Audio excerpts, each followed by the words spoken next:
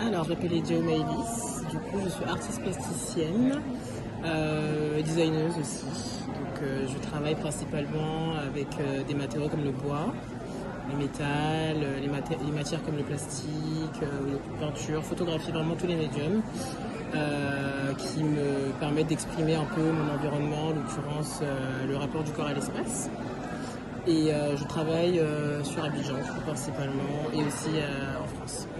Mon père a toujours été très manuel, il peint, il fait de la couture, donc ça a toujours été très inné on va dire, et intuitif surtout. Alors oui, beaucoup, des influences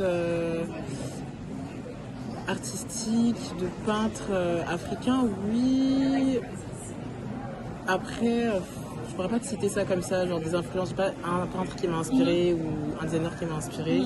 C'est vraiment ce que je vois, ce qui m'inspire vraiment, genre mon environnement, encore une fois, grandissant entre Abidjan, Paris, un peu Londres, toutes ces petites choses-là. Après, oui, forcément, en Afrique, l'art n'est pas perçu comme en Europe, n'a pas la même plus-value.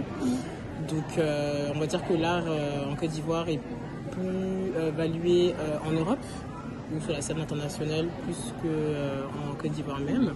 Mais il y a de plus en plus d'artistes effectivement qui sont connus, en l'occurrence comme là par exemple moi ou Aurélie Tifi qui est photographe, ou Karine Mansan, plein d'artistes. Là je suis en CAP menuiserie, donc moi je suis beaucoup dans la production. Je préfère emmagasiner ce que j'ai envie de produire.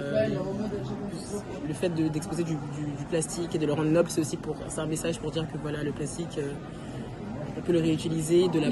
Comme tout artiste, on ne peut pas tout dire d'un coup, il faut aussi laisser un peu le suspense au public, aussi de s'imaginer, de rêver aussi autour de l'objet qu'il fait. Si vous habitez en France ou à Paris en l'occurrence, sortez, il y a tellement de trucs, il y a tellement de choses à Paris, franchement. Culturellement, c'est vraiment la ville, pour moi, l'une des meilleures villes pour ça, quoi. Genre, il y a tout, c'est pas cher ou c'est gratuit, voilà. Donc, explorer, faites, rencontrer des artistes, n'ayez pas honte d'aller au vernissage aussi, voilà, parce qu'il faut aussi casser ce côté un peu élitiste de l'art et il faut que tout le monde s'y intéresse.